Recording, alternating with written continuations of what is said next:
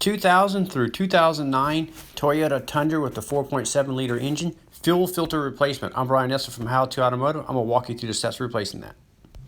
So I'm doing this here at the shop, so I'm going to put it up on the rack. If you're doing this at home, you can use floor jacks and jack stands and jack up the driver's side of the vehicle. So on the driver's side of the vehicle, just on the inside of the frame here is where the fuel filter is going to be located here. So if you look over towards the transfer case, is just to the left of the transfer case if it's four-wheel drive. So I'm going to use a 14mm line wrench, and then I'm going to back it up with a 19mm wrench. There's a little spot on the filter where you put the wrenches.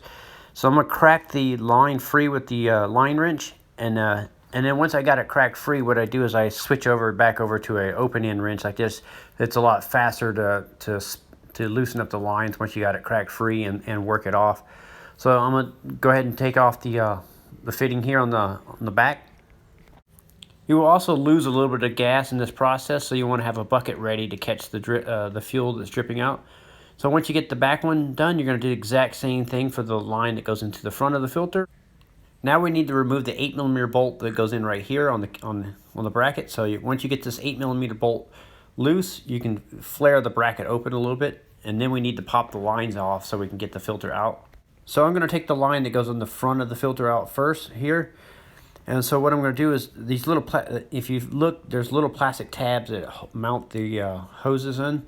So you take a little flat blade screwdriver and you'll put it in there, and you'll just kind of push the little tabs in or twist them like that, and that'll flare them open enough so you can pop the line out.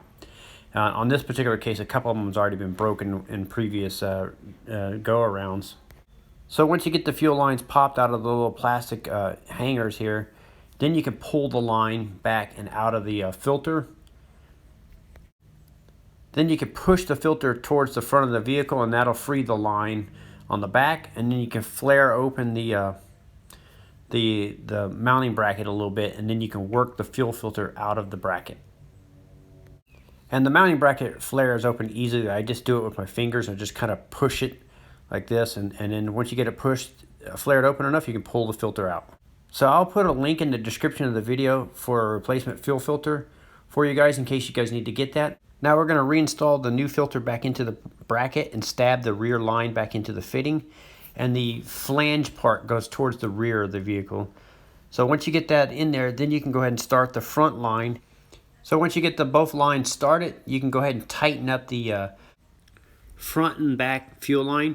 So what I did was use the 14mm line wrench, and then backed it up with the 19 again, and tightened them up until they're snug, and then maybe like a quarter turn more to fully seat them and make sure they're tight.